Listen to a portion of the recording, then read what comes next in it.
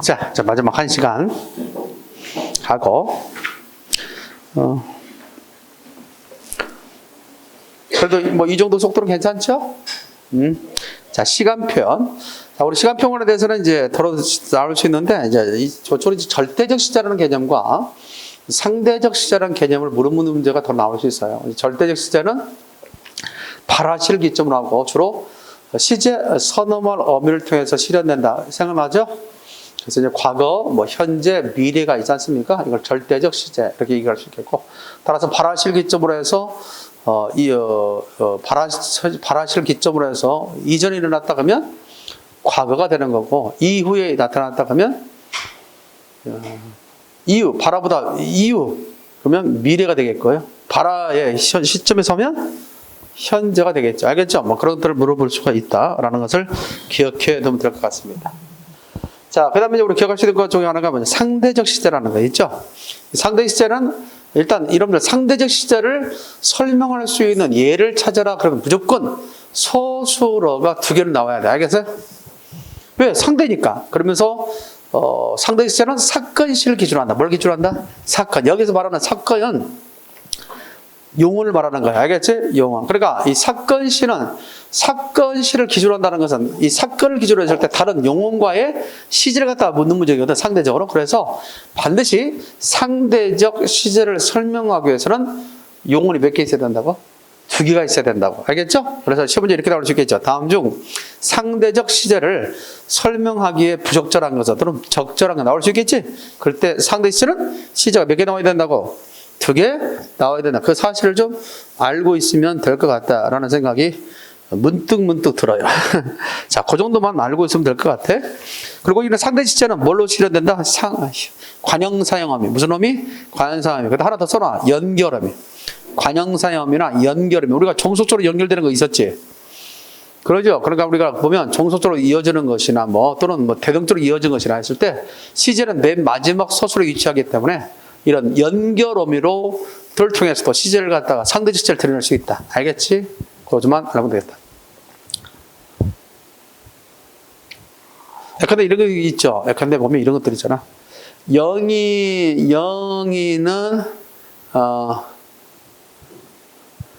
예쁜데 순이는 미웠다. 이렇게 할 수 있어 없어요? 영희는 예쁜데 순이는 미웠다. 자, 미웠다는 것은 이미 옛날에 있어서 이미 끝난 거지, 끝나. 과거인데. 그러면 이 예쁘다도 해서 뭐야? 과거로 인식해야 된다는 거지. 그러니까 바꿔도 마찬가지죠. 순이는 미운데 영희는 예뻤다. 알겠어요? 적어도 그때는. 그때는. 그러니까 어떻게 되겠어요? 이렇게 연결어미를 통해서 뭘 나타낼 수 있다? 시제, 상대적 시제를 드러낼 수 있다. 내 말 좀 이해됐죠? 그 정도의 이해를 갖고 문제 풀어갑시다. 하나만 해볼까? 102페이지 98.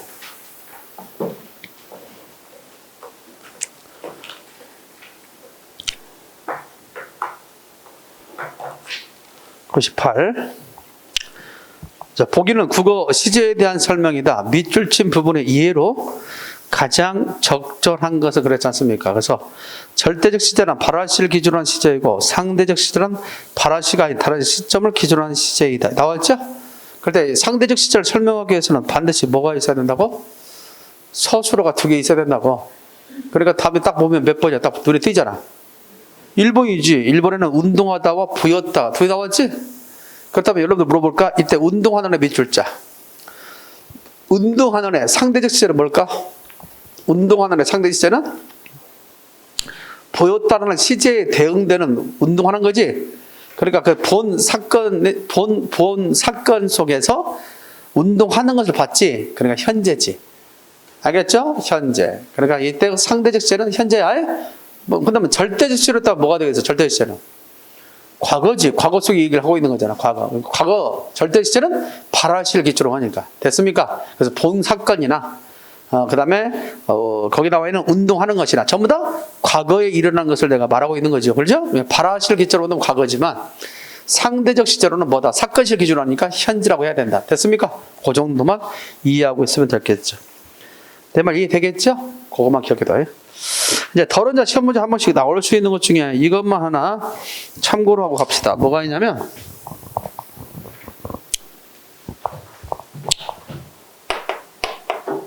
여러분들 교재 때도 잠깐 설명했잖아요. 미래 시점이.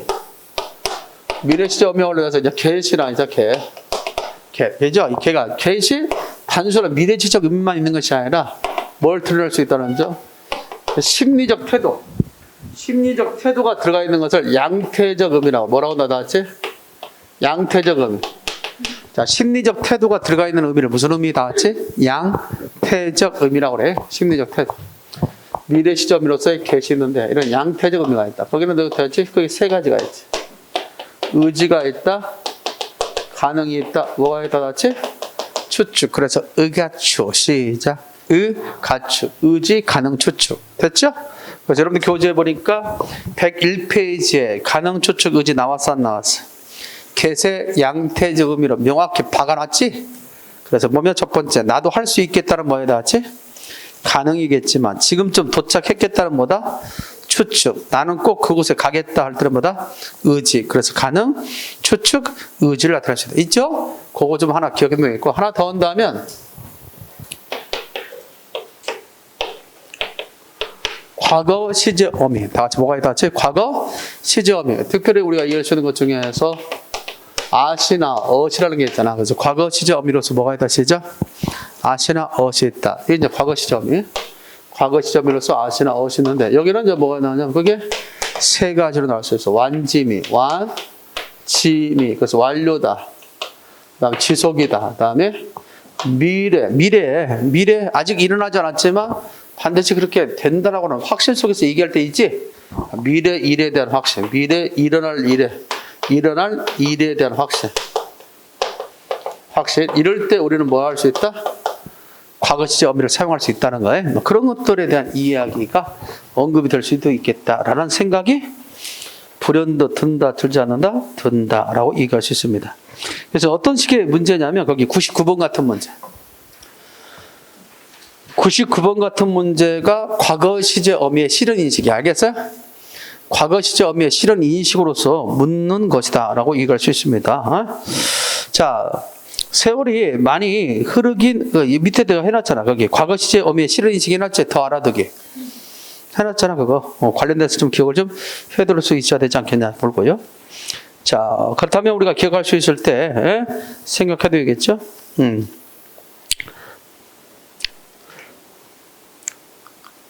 자, 세월이 많이 흘렀네. 너도 많이 늙었다. 과거 어느 시점부터 시작해서 지금까지 늙음의 상태가 지속됐겠지. 그래서 상태의 지속. 시작. 상태의 어떤 지속, 영양 지속이라고 볼 수 있겠죠. 영양 지속. 너는 내 아버지 어릴 때 꼭 닮았어. 과거 어느 때로부터 지금까지 닮아 있는 모습이죠. 영양 지속. 이해할 수 있겠지? 영양 지속. 그 사람은 작년에 부쩍 늙었다. 작년에 늙은 거지. 늙음이다 완료. 이거 완료적 의미지 이거는. 그러니까 완료적 의미. 완지미에서 완료. 그러니까 답은 몇 번? 3번이고 고생해서 그런지 많이 말랐네. 마른 것이 오늘 갑자기 마른 게 아니자 과거로부터 계속해서 영향을 받아서 한 거죠. 이렇게 해서 문제답 몇 번 나갔지? 그렇지. 나는 나름대로 이렇게 고생하는데 살이 안 빠져요. 나름 고생 많이 하잖아. 이 강의가 쉬운 일이 아니잖아. 오늘도 뭐 아침 10시부터 지금까지 강의하고 있으니까 밥도 제대로 못 먹고 그러니까 하나 줘서 여기에서 다행인데 4시에서 4시 반이니까 생각해보니까 밥 먹기도 싫고 그래서 아까 교무실에 가다 있다가 하는 거야. 실제적으로 우리가 강의하는 입장에서 보면 쉬는 것도 중요하죠. 그러니까 4시하고 바로 30분에 하려니까 나도 피곤하긴 해. 그렇지만 또 아까 얘기했던 것처럼 그래 그냥 좀 일찍 끝나는 것도 좋겠구나 그런 생각하니까 또 마음이 가볍기도 하고 그러나 목숨을 걸어야 되고 않습니까? 그래서 선생님들이 좀 쉬는 시간을 확보해야 되는데 그러나 이 국어 시간 그럼에도 불구하고 여러분들을 빨리 만나고 싶은 마음은 없었습니다만 알습니까? 그러나 4시 반부터 하는 것도 좋을 것 같아서 여러분들이 또 적극적으로 원했고 그런 겁니다. 상황에 따라서는 뭐 다른 과목도 다 그러나? 4시 반에 하나? 그렇군요. 상당히 선생님들이 워낙 건강하신가 봐. 그래요. 나만 건강한 줄 알았더니 그렇지. 자, 어찌됐든 간에 부담 가질 일 없고 좋습니다. 다이어트도. 그러나 어찌됐든 간에 좀 살 좀 빠졌으면 좋겠어. 알았어요? 살이 안 빠지는 것 같아. 자, 어찌됐든. 그치, 우리 학생. 살쪘지? 뚱뚱해 보이지, 뭐, 내가. 그건 아냐? 봐줄만 해? 거기까지. 우리 여학생에게 큰 질문했네, 내가. 자, 그 99번 알겠어요? 완집이 시작. 그래서 의가추 완집이. 다 같이 의가추 완집이. 그 정도만 알고 있으면 될 것 같아. 뭐, 그 정도만 좀 보면 될 것 같고요. 뭐 사동사, 피동사는 그렇게 많이 나오지 않아. 사동사, 피동사. 일단 사동사, 피동사 구분할 방법은 어떻게 되죠? 사동은 시키는 것, 피동은 당하는 거지. 다만 사동사와 피동사와 똑같이 이리기, 우구추 가운데 이리가 들어가지. 그럴 때 이리기가 들어가서 파생적 사동문, 파생적 사동문, 파생적 피동문이 될 때 구분하는 방법. 예컨대 몇 번 문제? 105페이지에 100번 같은 문제지. 100번 같은 문제와 관련돼서 사동사인지 피동사인지 있잖아. 똑같이 뭐가 들어갈 수 있어? 이히, 리기. 들어가죠? 배운 적 있죠? 그거 관련돼서 이제 우리가 구분해서 문제를 물을 수 있지 않느냐 봅니다. 사동사 같은 경우는 타동사와 같은 구실하기 때문에 목적어가 필요합니다. 뭐가 필요하다? 목적어. 피동사는 목적어 필요 없어. 자동사와 같은 개념이기 때문에 피동사는 목적어를 반드시 요구하지 않는다. 알겠지? 물론 피동문 가운데 목적어가 들어간 것도 있을 수 있겠지. 하지만 그래 필수 성분은 아니다는 점. 알겠지요? 그렇게 기억해두면 되겠습니다. 이렇게 되잖아. 이거 봐봐. 잠깐만. 철수가 순이에게 손목을 잡히다. 이렇게 할 수 있어 없어요? 있죠? 철수가 순이에게 손목을 잡히다 있잖아. 이거는 사동문이야, 피동문이야? 철수가 순이에게 손목을 잡히다. 이 문장은 사동문일까요? 피동문일까요?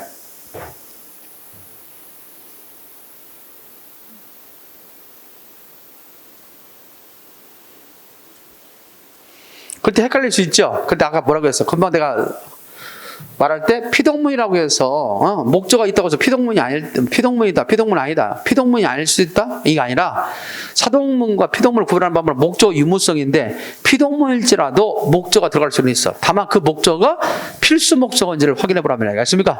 생략해도 말이 되는 거야. 철수가 순이에게 잡혔다 할 수 있죠? 이 손목은 뭐야? 굳이 안 들어도 되지? 그러니까 이거는 피동문이다 이 말이야. 알겠죠? 그러나 사동문은 반드시 뭐가 들어가야 된다? 목적어가 들어간다. 그래서 이히, 리기가 들어가. 똑같지? 사동접사에도 이리가 있고 피동접사에도 이리가 있다. 정의됐나요? 끊임없이 그렇게 하고요. 그리고 내가 여러분들 얘기했잖아. 질문하다가 여기 보면 그 뒤에 보면 카페 있어 없어? 있지. 다음 카페 있잖아. 그래서 일주일에 한 번 여기 와서 내가 강의하는데 그 사이에 질문을 읽고 있고 막 그러면 그 카페에다가 질문하거나. 알겠죠? 그러면 됐잖아. 꼭 그렇게 하기 바랍니다. 모르는 사항이 있으면. 자, 넘어도 되겠어요? 피동문 그 정도만 알고 있으면 되겠어. 혹시 나온다면 이것도 나올 수 있어. 106페이지 102번. 자, 106페이지 102번 보면 사동법의 특질을 고려할 때 밑줄째 단어의 쓰임이 옳은 것은 뭐냐 할 때 우리가 소위 지나친 사동이 있지? 지나친 사동에 있어서 시키다의 남용 들어본 적 있어요? 이때 시키다의 남용 여부를 확인하려면 어떻게 한다고 했지?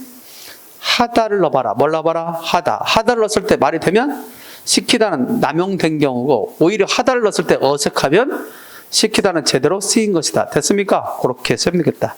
박구를 소개시켰다, 소개했다 말 되지? 그러니까 지나친 사동이 있지. 지나친 사동. 아이를 입원시켰다, 아이를 입원했다 말 되는데 안 되지. 그러니까 이거 정성적으로 사용된 거지.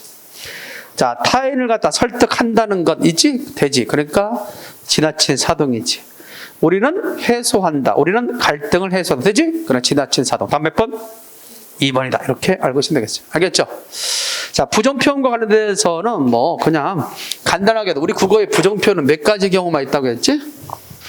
시험 문제 많이 안 나왔어. 내가 시험에 잘 나오는 게 뭐라고 했어? 높임법과 시제 표현이 잘 나오고. 알겠죠? 이런 건 잘 안 나왔는데 그래도 이제 우리가 수업 시간에는 뭐가 나올지 모르니까 일단은 다 하긴 했지. 다만 이제 우리가 국어에서 부정표현에서는 안이 있다든가 못이 있다든가 또는 안과 못을 보충해 주는 것이 있지. 안 부정문과 못 부정문은 뭐는 부정할 수 없다고 해서 우리 국어의 문형 가운데 명령문이나 청인문은 부정할 수 없지. 안 가거라, 못 가거라 안 된다고 했잖아. 안 가자, 못 가자 안 된다고 했지. 근데 뭐가 나지? 그래서 그것을 보충해 주는 말이 말다라고 했지. 알겠지? 뭐라고 했다 시작.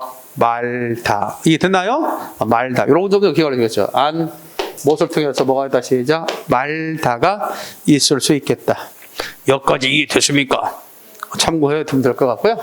자, 또 하나 있습니다. 이것에 대한 부정 가운데 또 하나 있으면 아니다 부정. 우리가 학생이다의 부정은 뭐다지? 학생이 아니다. 아주 좋아요. 그런 맥락에서 보면 이런 것은 그 정도만 알고 있으면 될 것 같다. 알겠죠? 그 정도만 알고 있으면 될 것 같고 그렇게 어렵지 않습니다. 넘어가겠습니다. 거기 압축 도움이 잘 해놨죠? 지난번에. 뭐 여기 뭐 압축 문자를 다 외우라는 것은 아니야. 필요에 따라서 여러분 선택해서 이 부분은 내가 좀 외우는데 도움을 받겠다 하면 그 부분을 활용해서 할 수 있다는 거지. 꼭 뭐 우리가 압축 문자를 외우라는 건 아니야. 그런 점에서 복습할 때 그것을 잘 활용할 수 있도록 하기 바랍니다. 자, 의미로 파트. 의미로 파트에서는 두 가지 정도가 시험에 나올 수 있어. 의미로 파트에서. 물론 이제 뭐 때에 따라서는 세 가지도 나옵니다만 의미로 파트에서는 관계를 따지는 문제. 관계. 단어들의 관계. 단어의 관계. 그 다음에 의미의 표현.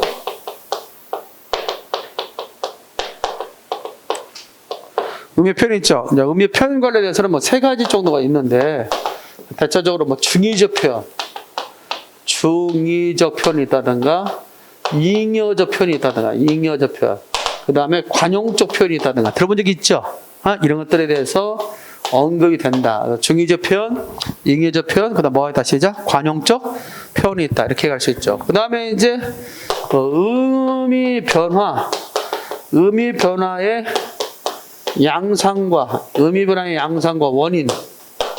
자, 이것이 어쩌다 한 번씩 언급돼. 일단 중심은 관계나 그 다음에 의미의 표현이야. 근데 이 관계 속에서도 가장 시험에 잘 나온 것이 다이어 문제. 다이어와 동음, 이어를 갖다가 구별할 수 있는 문제. 알겠죠? 요게 시험에 잘 나와 있다.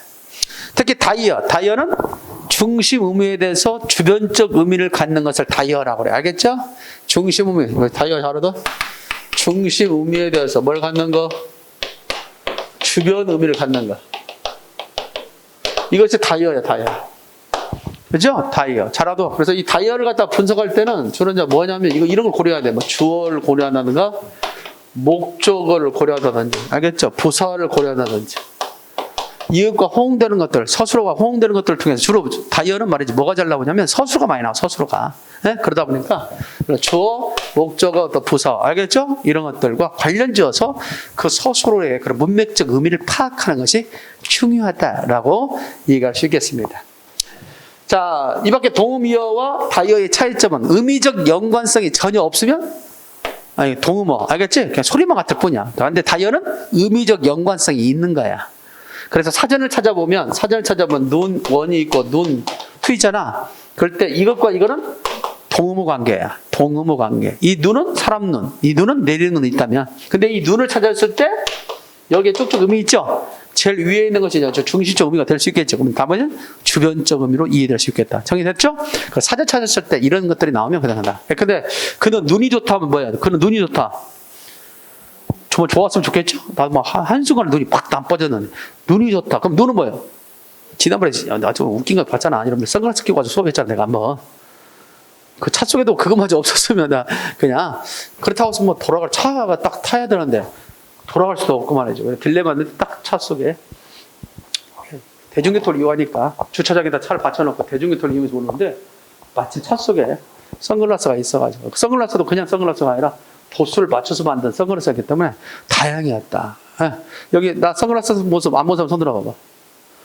안 봤잖아. 그런 모습이 있어요. 알습니까? 잘 하기 바랍니다. 자, 이런 것들이 있었죠. 이렇게 좀 정리됐습니다. 자, 이 정도만 알면 돼. 그래서 다이어와 뭐의 차이점? 동무 차이는 의미적 연관성이 있으면서 어원이 같다 하면 다이어. 의미적 연관성이 전혀 없다. 어원도 같지 않다면 동음어. 다만 형식만 같을 뿐이야. 알겠죠? 그렇게만 생각해두면 될 것 같고. 자, 이무의 표현은 뭐 중의적 표현이다, 잉여적 표현이다, 관용적 표현이다. 특히 중의적 표현이라는 것은 하나의 문장이 두 가지로 해석될 수 있는 거. 그래서 세 가지 유형이 있거든. 중의적 표현은 세 가지. 어휘를 통해서 어휘적 중의성, 문장의 구조상, 통사상성에는 구조적 중의성, 그 다음에 은유적 중의성. 이렇게 해서 몇 가지 경우가 있다? 세 가지. 어휘한 중의성, 구조적 중의성, 은유적 중의성. 이해하시겠죠? 뭐 그런 것들이 있습니다. 교재를 통해서 잠깐 보면은 110 몇 페이지 있나? 114페이지 있나? 어디있어? 117페이지네. 117페이지 보면 중의적 표현과 관련돼서 그것들은 다 구체적으로 다 써놨는데 특히 구조적 중의성이 있죠. 거기를 박스 속에 박스 있어 없어? 거기 보면 수식의 모호성, 비교 구문의 모호성, 공동격 구문의 모호성, 의존명사 모호성, 부정문의 모호성, 호응성문의 모호성이죠. 이게 다 구조적 중의성이야. 알겠지요? 그거만 하면 돼. 다만 이제 우리가 어휘적 중의성을 하나 얘기한다면 이런 경우 어휘적 중이라고 볼 수 있겠죠. 특히 동음을 통해서 다이어를 통해서 나타나는 중의성도 있을 수 있겠잖아. 그렇지? 동음어나 다이어. 근데 동음어 한다면 뭐냐면 눈 좀 봐. 눈 좀 봐면 아니 무슨 말이야? 지금 무슨 눈이 온다고? 아니 그 눈 말고 네 눈 좀 보란 말이야. 알습니까? 그런 거래요. 그러니까 두 가지 해석이 가능하잖아. 어떤 언어적인 상황이 주어지지 않으면 두 가지 해석이 가능하지. 이때 그 다음에 다이어는 뭐냐? 손 좀 봐. 뭐다 시작? 손 좀 봐. 야 개똥아 가서 말해. 떡칠이 손 좀 봐. 그러면 어떻게? 손을 보고 오라는 뜻이야. 어디 물리적으로 힘을 내 때리라는 얘기지. 근데도 가서 손 봤더니 깨끗하나요? 그건 씨명내가 하는 거야. 알겠습니까? 옛날 개그 프로그램에서나 그렇게 나오는 거지. 이것을 뭐라고 한다? 다이어를 통한 중의성. 알겠죠? 그걸 얘기하는 거고. 시험 문제는 구조적 중의성 잘 나와. 그래서 여러분들 교재에는 구조적 중의성만 해놓은 거야.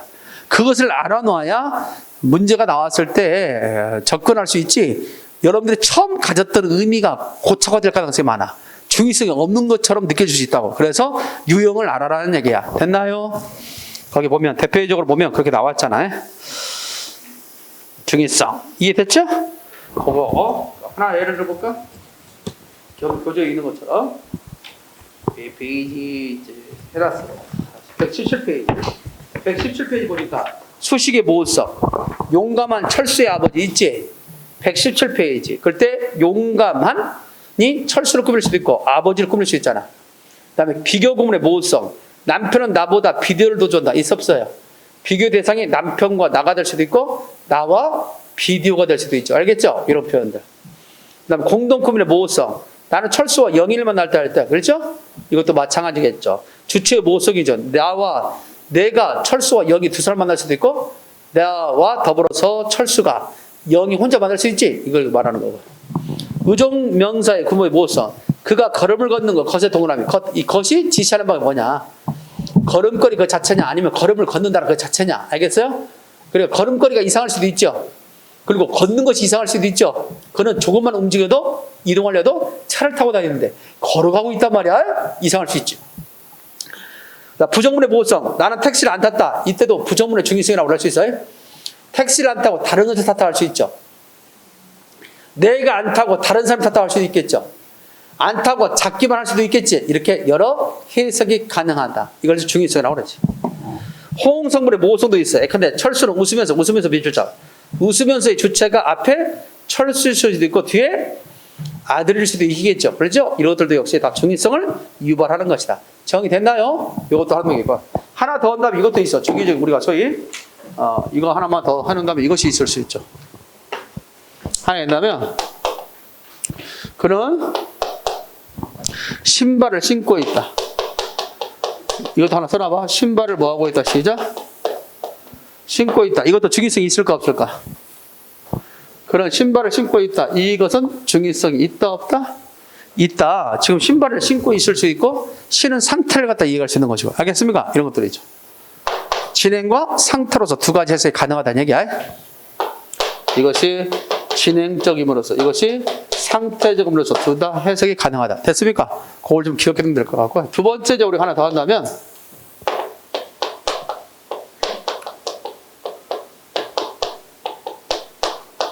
사동문의 중의성. 뭐의 중의성? 사동문의 중의성을 우리가 생각해 볼 수 있다. 알겠습니까? 사동문의 중의성. 자, 사동문의 중의성적 측면에서 보면 이런 것들이 있겠죠. 특히 파생적 사동문. 파생적 사동문에 대한 이야기. 이것도 나올 수 있어. 파생적 사동문. 이희리기 우고치 있죠. 이러한 사동 접사를 통해서 이루어진 사동문을 파생적 사동문이라고 그래. 파생적 사동문. 이런 것은 직접 행위 미치. 직접 행위 미침, 직접 행위 미침과 간접 행위 미침을 나타낼 수 있다. 직접 행위 미침과 간접 행위 미침을 나타낼 수 있다. 그래서 우리가 보게 되면 이게지. 엄마가, 자, 아이가 우유를 먹는다. 자, 아이가 우유를 먹는다를 사동으로 바꿔봐. 자, 아이가 우유를 먹는다. 사동으로 고치면 직접 행위 미침은 다 같이 시작. 그 아이에게 우유를 먹게 한 사람 필요하지? 이런 걸 새로운 동작조라고 그래서 엄마가 누구에게 시작? 아이에게 뭘 먹인다. 다 같이 우유를 먹인다. 할 수 있죠? 이때는 직접 우유를 타서 꽉 잡고 먹일 수도 있고 아니면 우유를 타서 먹게 할 수도 있지. 따라서 직접 행위 미침과 간접 행위 미침을 나타낼 수 있다. 정리됐습니까? 반면에 이제 이런 것들 있죠. 엄마가 아이에게 우유를 먹게 한다. 우유를 먹게 한다라는 통사적 사동문 있죠. 통사적 사동문. 개하다를 통해서 이루어진 사동문은 통사적 사동문이라고 그래. 이런 경우는 어떻게 돼요? 이런 경우는 그렇지. 직접 먹는 행위는 없어. 직접 먹이는 행위는 없어. 그냥 주어서 먹게 하는 거야. 간접만 나타낸다. 됐나요? 따라서 통사적 사동문은 간접 의미만 드러나고 파생적 사동문은 직접과 간접의 두 의미를 드러낼 수 있다는 점에서 우리가 수업 시간에도 얘기했습니다만은 수업 시간에도 얘기했는데 예를 들어서 밖에 나왔다 올 그런 계획을 갖고 있는 엄마가 그 딸에게 시켰죠. 야, 너 동생 양 먹여야 된다라고 시키고 갔어. 돌아왔어. 아이에게 물어봤겠지. 너 동생 양 먹였니? 라고 물어봤을 때 먹였습니다. 라고 대답을 했단 말이야. 그럼에도 불구하고 엄마는 또 재차 물어봅니다. 네가 직접 먹였니? 주워서 먹게 했니? 알겠습니까? 어때요? 그렇게 말할 수 있다는 것은 그 문장을 두 가지로 해석이 가능하다는 얘기지. 이걸 사동문의 중의성이 나온다. 이해됐나요? 그걸 기억해 두는 게 좋겠다. 자, 그 잉여적 표현이라는 말, 잉여적 표현 밑줄자. 잉여적 표현이라는 말은 사족에 붙은 표현이죠. 그래서 한마디로 그다 써놔. 경제성이 결여된 표현. 경제성이 결여된 표현을 잉여적 표현이라고 한다. 경제성이 결여된 표현. 경제성이 결여된 표현을 잉여적 표현이라고 한다. 이해됐죠? 반면에 그 위에 있는 중의적 표현이 있죠. 이거는 의미 전달이 정확하지 못한 표현. 의미 전달이 정확하지 못한 표현. 정확성이 결여된 표현이야. 의미 전달의 정확성이 결여된 표현. 의미 전달의 정확성이 결여된 표현이 중의적 표현이라면 잉여적 표현이라는 것은 경제성이 결여된 표현. 됐나요? 그렇게 이해될 것 같고. 자, 그래서 주로 이런 경제성이 결여된 표현, 잉여적 표현은 한자어와 우리말의 반복이 많아. 알겠지? 한자어와 우리말 반복. 예를 들어서 보면 여성 자매 있지? 자매 속에는 여성이라는 것이 들어가 있지? 그래서 중복됐다라고 얘기할 수 있는 거죠. 그래서 혹시라도 시험문제 가운데 잉여적 표현을 찾아라 그러면 한자와 우리말의 반복이 있는 것을 찾아주면 될 것이다. 됐어요? 마지막에 관용적 표현. 관용적 표현은 마찬가지야. 속담, 수거 뭐 이런 것들이 있죠. 두 개 이상의 단어가 만나서 제3의 의미를 나타내는 것을 관용적 표현이라고 그래. 관용적 표현. 그래서 시험 문제는 관용적 표현이냐 아니면 관용적 표현으로서 제대로 사용된 거. 관용적 표현으로서 의미에 맞게 문맥에 맞게 사용된 것을 묻는다든지 아니면 관용적 표현이 아닌 걸 찾는 문제. 관용적 표현이 아닌 것은 그대로의 사전적 의미로 사용된 것은 관용적 표현이 아니야? 이런 식으로 따지는 문제가 시험 문제 출제가 될 수 있겠다. 알겠죠?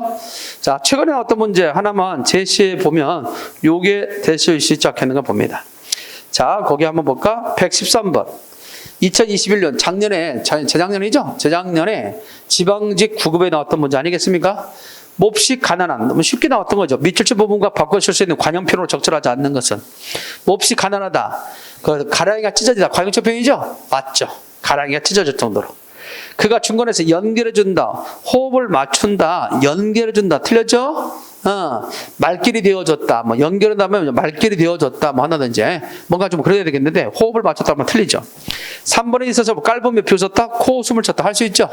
맞겠고 실제보다 비싸다. 바가지 썼다. 됐죠? 이런 식의 관용적 표현. 뭐 어렵지 않았던 거죠. 뭐 그 정도만 생각해두면 될 것 같다. 자, 이해됐죠? 자, 아까 단어들의 관계 속에서는 설명하지 않았는데 단어들의 관계로 가서 다시 한번 볼까요? 자, 교재 113페이지. 단어들의 관계. 아까 단어들의 관계에 관련해서는 문제 한번 안 풀어봤죠? 자, 113페이지 105번 문제 봅시다. 105번 문제. 복요 같은 의미 관계로 짝지어진 것은 뭐냐 할 때 힘을 쓰다 있습니까? 힘을 쓰다는 힘을 들이다는 뜻이죠. 힘을 쓰다는 힘을 들이다는 뜻이죠. 그러나 모자를 쓰다는 것은 뭐에 닿지?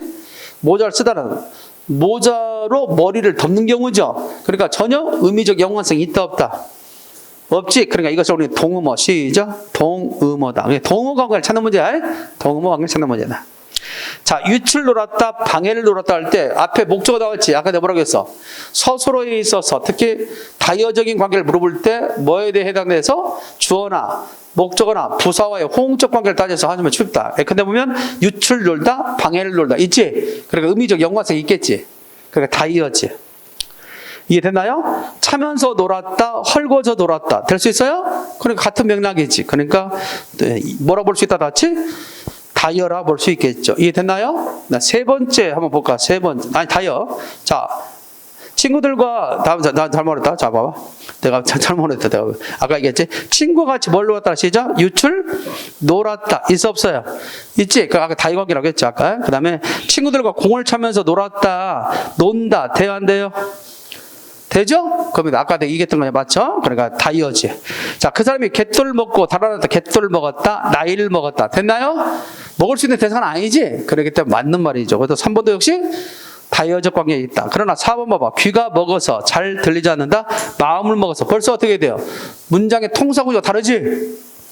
앞에 귀가는 주어지만 앞에는 마음을 뭐에 닿지? 목적어잖아. 그렇기 때문에 이것은 각기 성격이 다른 서술임을 알 수 있다는 거지. 이럴 때를 우리는 동음어라고 할 수 있는 겁니다. 알겠습니까? 다 몇 번 나왔지? 4번. 그런 식으로 따져주면 좀 더 쉬워.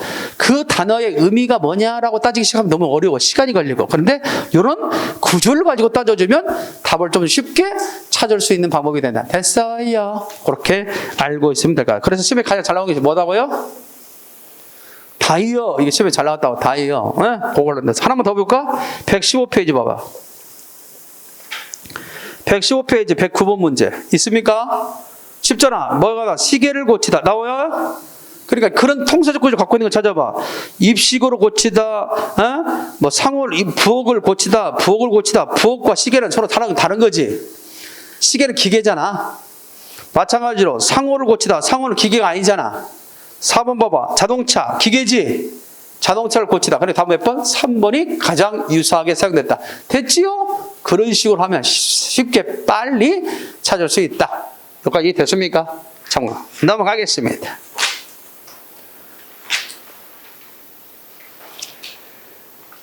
자, 자주 나오는 문제는 아니지만 이게 최근에 한번 시험 문제 출제된 적이 있기 때문에 하는 거죠. 그러나 물론 설명해주고 나왔기 때문에 그대로 어렵겠죠. 근데 보면 121페이지 보면 114번 문제 있어 없어?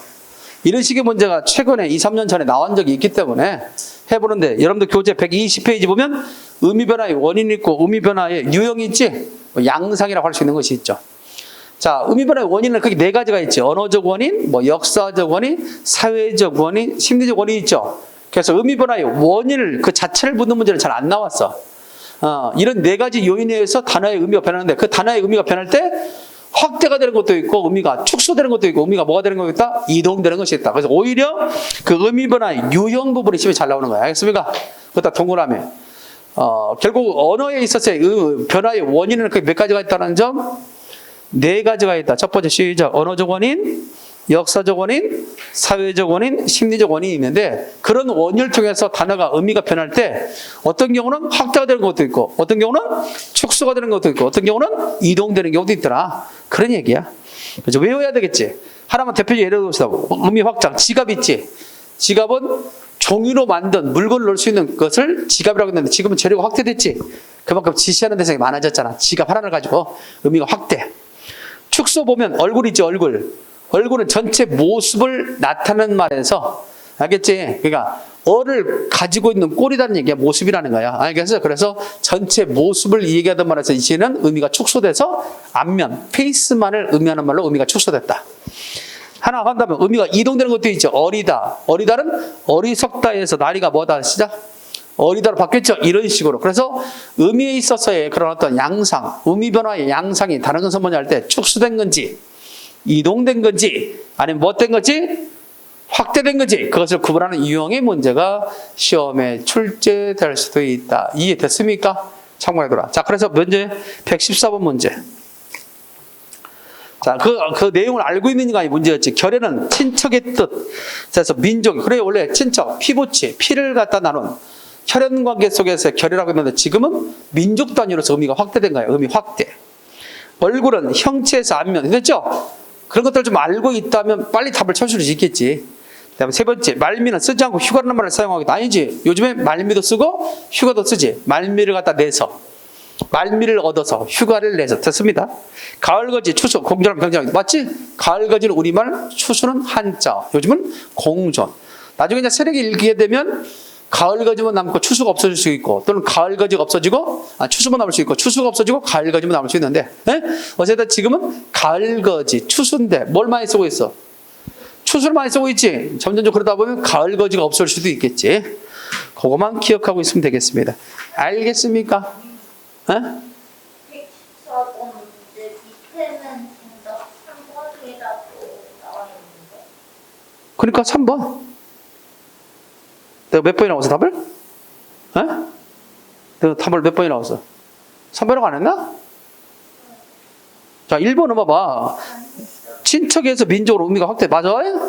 2번은 얼굴이 전체 모습에서 안면으로 의미가 축소되지. 맞지?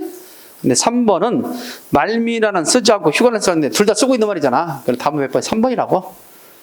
4번은 가을거지 추수 지금 공정하고 경쟁하고 있지? 맞는 말이라고. 됐습니까? 그런 정도로 생각해 두면 될 것 같습니다. 자, 그거 뒤에 이제 예글이 있죠. 문법. 요건 요즘에 좀 시험에 안 나오고 있어. 알겠어요? 한 2, 3년 전. 이것만 잠깐 설명하고 마무리할까 합니다. 잘 봐봐. 고조 문법이 시험에 좀 나오면 좋은데 나오진 않고 있었어. 근데 다만 이거는 나올 수 있어. 이것만 설명하고 오늘은 마무리하려고 합니다.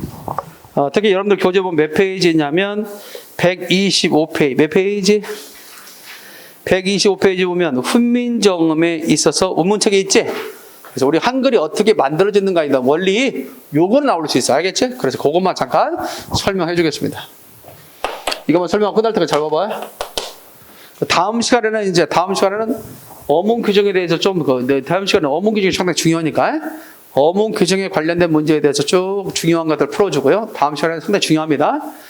그리고 이제 마지막 주에는 문학과 비문학이 있지? 유형에 있어서 중요한 것만 또 풀어줄게. 알겠죠?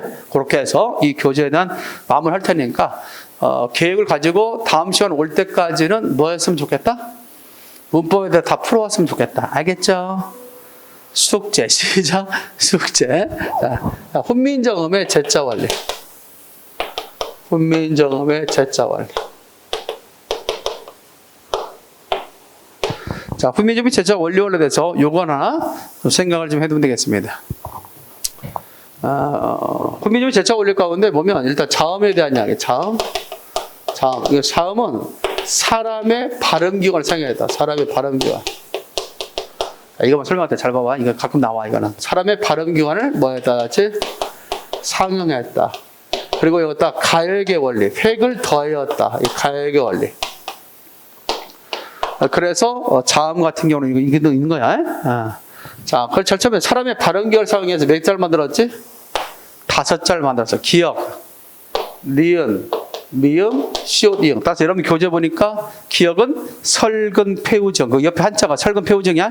혓뿌리가 목구멍을 막는 형을 본따서 기역을 만들었다. 기역 하면 혓뿌리가 목구멍을 막는 형이야. 이렇게 기역. 미음은 그 한자 모르는 사람 서로 설부상학정. 설근 폐우정. 혓뿌리가 목구멍을 막는 형이다 해서 이렇게 해서 설근 폐우지야. 니은은 혀끝이 이두몸에 단다 해서 설부상학지야. 설부상학지야. 미음은 입모양, 구형. 시옷은 이모양, 치형. 이형은 목구멍 모양, 후형. 이렇게 해서 모양을 본떠서 만든 글자가 바로 기형, 니은, 미음, 시옷, 이형. 옆에 한자 설근 폐우지형. 니은은 설부상학지형. 그 옆에 있지 표. 125페이지에 기본자의 원리 있잖아. 그 제일 끝에 보면 한자 쭉 있잖아. 그 도금이야, 이게. 설근 폐우지형. 두 번째가 설부 상악지형. 세 번째가 구형, 치형, 후형, 이런 말이야. 알겠죠? 자, 이렇게 해서 만든 글자, 이게 기본자라고 그래. 기본자. 기본자. 여기다가 획을 더했어. 그래서 뭐다, 시작? 키읔. 그러죠? 그 다음에 획을 더했다. 디귿, 티읕, 비읒, 피읒, 지읒, 치읒, 열이 히읗, 히읗. 됐죠? 이것을 뭐라고 하냐? 이것을 이름하여 가획자라고 그래. 가획자. 획을 더했다. 가획자. 자, 이것과 달리 꼭지 이형이 있어. 꼭지 이형. 그 다음에 리을이 있다. 그 다음에 반침이죠. N이형, 리을 반침이죠. 이것은 획을 더했지만 소리의 거서짐과는 관련이 없기 때문에 따로 이체자라고 했어요. 이체자. 이체자. 그래서 세종대왕께서는 초성자 몇 자를 만들었다? 기본자 5자와 획을 더한 것자 9자와 이체자 합쳐서 전체 몇 자? 시작. 17자를 만들었다. 몇 자? 17자. 그래서 가끔 시험 문제 어떤 문제 나올 수 있어? 다음 중 세종대왕께서 만든 자음 가운데 초성의 기본자가 아닌 것은 나올 수 있겠지? 기본자는 이거 5가지야. 기역, 니은, 미음, 시옷, 이역. 알겠죠? 다음 중 세종대왕께서 만든 초성자 가운데 제자 원리가 다른 것은 1번 기역, 2번 니은, 3번 미음, 4번 디귿. 몇 번? 4번 디귿이지. 그렇지. 잘해야지. 디귿은 가역의 원리. 시작. 가역. 나머지는 상형의 원리. 알겠죠? 이체자로서 알맞게 짝자라 그러면 N니은, 리을, 반치형. 됐죠? 이런 식으로. 자, 마지막 하나만. 모음. 모음은 중성이지. 그래서 여기서 뭐냐면 하늘과 땅과 사람, 천지인을 상형했다. 뭘 상형했다? 천지인을 상한 거야. 천지인. 다 같이 시작. 천지인을 상형했다. 그래서 모음에 있어서는 하늘과 땅과 사람을 상형해야 됐다. 이걸 천지인을 상형했다고 그래. 여기다가 뭘 넣냐면 결합의 원리. 결합의 원리를 적용했다. 알겠지? 그래서 옛날에는 하늘을 못 떠서 하늘의 둥근 모양에서 아래야 하늘이죠. 땅은 뭐지? 평평하지. 땅은 평평하고 사람은 서 있는 모습이지. 그래서 이를 갖다 본떠서 아니야 다른 이라네. 땅과 하늘과 사람을 본떠서 각각 이를 만들었다. 됐습니까? 이것을 중성의 기본자라고 그래. 중성의 기본자. 중성의 기본자로서 짝자라면 이야. 여기다가 이제 결합의 원리를 통해서 하늘과 땅이 만나. 하늘과 땅이 만나니까 뭐가 됐다? 오. 이번에는 하늘과 사람이 만나니까 이번에는 땅이 주체가 돼서 하늘을 만나니까 뭐가 됐다? 시작. 이번에는 또한 사람이 주체가 돼서 하늘을 만나니 뭐가 됐다? 이렇게 기본자가 결합을 통해서 이루어진 글자 이제 처음 나왔지. 이것을 이름하여 내자를 초출자라고 그래. 뭐라고 한다? 시작. 초출자. 초출자 몇 자? 네 자가 있어. 초출자 네 자. 여기다 다시 한번 이 값을 더해서 만듭니다. 그래서 이 값을 그냥 동그라미 2개를 썼잖아. 동그라미 2개를 썼다. 야 되지? 동그라미 2개 쓰면 뭐야? 시작. 동그라미 2개 쓰면 여가 되는 거야? 그래 이걸 다시 한번 나왔다 해서 제출자. 그래서 기본자, 세자, 초출자, 네자, 제출자 몇 자? 시작. 네자 합쳐 몇 자? 11자. 그래서 대체로 기억해야 될 것은 세종대왕께서는 초성자 17자와 중성자 11자 합쳐 몇 자? 28자. 혹시라도 시민 가운데 세종대왕께서 만든 28자에 속하지 않는 것은 뭐냐? 그러면 여기 나와 있는 28가지 이의 걸 찾으면 돼. 알겠지? 문제 이렇게 나올 수 있죠. 1번 기역, 2번 열인 이읒, 3번 4번 비읍성경. 몇 번? 답은? 4번이지. 이건 다 있잖아. 28자리 들어가 있죠. 이런 식의 문제가 나올 수도 있겠다. 정리됐나요? 이렇게 얘기도 되겠고, 우리가 현대 국어에서 단모음이다, 이중모음이다 배운 적이 있어 없어? 있지. 발음할 때 입 모양이나 혀의 위치가 변하고 나오지 않는 모음을 단모음이라고 했지. 중세 때 단모음은 7개였어. 여기 기본자와 초출자 합쳐 7개. 알겠지? 이것이 중세 국어 15세기 당시의 단모음이야. 알겠지? 이 위에는 무슨 모음이다? 이중모음이 되는 거야. 따라서 중세 국어 때는 단모음이 몇 개 했다는 점? 7개. 따라서 중세 국어에 비해서 오늘날 현대국어는 단모음이 많아졌다, 적어졌다? 많아졌다라고 해야 된다는 거야. 그리고 세종대왕께서도 영리했지. 우리가 초성자와 중성자, 다시 말해서 초성에 쓸 수 있는 자음과 가운데 쓸 수 있는 자음 있지. 모음은 만들었지만 받침은 만들지 않았어. 받침을 왜 만들지 않았을까? 초성자를 다시 갖다 썼기 때문에. 이 자음을 갖다 받침을 갖다 썼단 말이야. 그래서 굳이 종성은 만들지 않았다. 그래서 시험 문제 뭐가 나왔어? 이렇게 나와서 틀렸지. 초성자와 중성자, 종성자를 각각 만들어 썼다. OX? X. 초성자와 중성자를 만들었지만 종성은 만들지 않고 초성을 가져다 썼다. 그래서 이름하여 125페이지 밑에 하단 보면 종성, 종성부용 초성이란 말이 나올 수 없어. 있지? 종성부용 초성이란 말은 종성은 다시 썼다. 무엇을? 초성을. 그런 뜻이야. 그러므로 종성은 따로 만들었다, 안 만들었다? 안 만들었다. 자, 마지막. 여기서 없어진 글자가 뭐예요? 없어진 글자 뭐였어? 열인이 없어졌지? 또 N형 없지? 반치음 없지? 또 뭐가 있어? 아래야. 이 4개가 오늘날 쓰이지 않는 것. 따라서 세종대왕께서 만든 28자 가운데 오늘날 현대 국어에서 사용되지 않는 거 몇 자? 4자. 순서 10원을 가지고 산에 가서 사과 사모니까 씨만 남았다. 이게 4자가 없어졌어. 알겠지? 이런 4자를 소위 오늘날 사용되지 않는 없어진 글자 해서 소실문자. 시작. 소실문자, 그 소실문자를 나온 순서도 되라. 그러면 이 4가지 해야 돼? 외울 때 이렇게 외우면 돼. 10원을 가지고 산에 가서 사과 사모니까 씨만 나왔다. 알겠죠? 기본자 외우는 거. 어떤 보면 강 넘어 서울 아리수. 아리수. 서울의 물이 아리수지? 아리수.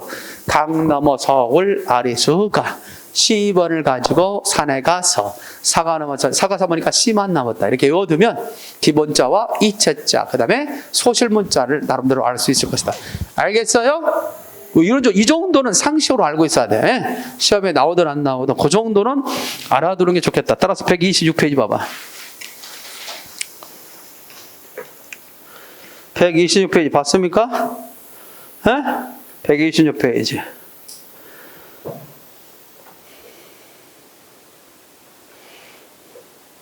이겠죠? 126페이지에 거기 몇 번 같은 문제? 116번 문제. 훈민정 창제시 자음의 기본적 아닌 거 몇 번? 그렇지, 3번. 그런 식의 문제. 그 다음에 119번 봐봐. 소실문자 소실이 시대수는 알맞게 연결된 거. 시작. 10을 가지고 산에 가서 사과처럼 뭐 남았다? 씨만 남았다. 몇 번 나왔지? 4번. 그런 식의 문제. 알겠지? 120번 봐봐. 가액자가 아닌 걸 찾는 문제. 리을 가액자지, 디귿 가액자지, 비읍 가액자지, 지읒 가액자. 근데 여기서의 원리는 뭐냐면 가액자 속에서 물론 가액자지만 소리의 거세짐과는 관련이 없기 때문에 아리수, N형, 리을 반치음은 가액사를 갖고 있지만 일반적인 가액자와 결을 달리한다. 알겠습니까? 그래서 문제답 몇 번 나왔지? 1번. 그렇게 제시할 수 있을 것이다. 정의됐어요? 그런 식의 문제만 기억해 두면 될 것 같다 라는 생각이 들어요. 그래서 요즘에 와서 고전법이 좀 덜 안 나오고 있어서 과거에 한 3, 4년 전에는 좀 나와서 중요성을 가졌는데 지금 이 순간에 이해하기에는 턱없이 부족한 시간. 알겠지? 문법만, 현대 문법만 하더라도 어려울 텐데 고전 문법을 한다면 너무나 고전스럽다. 알겠지? 그래서 나중에 이제 여러분들 혹시라도 예상 문제나 통영 모의고사 할 때 한두 개씩 여러분들 넣어서 그때 중요하다고 생각되는 건 다시 한번 설명해 주도록 하겠습니다. 알겠습니까? 그 정도만 보시고 일단 이렇게 해서 문법은 마무리하는 걸로. 알겠어요? 그렇게 해두시면 되겠고 다음 시간에는 145페이지. 몇 페이지? 145페이지에 기본 문법 있어 없어요? 있죠. 그래서 다음 시간에는 기본 문법을 중심으로 쭉 핵심 내용들도 설명해 줄 테니까 공부를 확실하게 해 올 수 있도록 하시기 바랍니다. 알겠지요? 자, 오늘 여기서 마무리하도록 하겠습니다. 수고했습니다.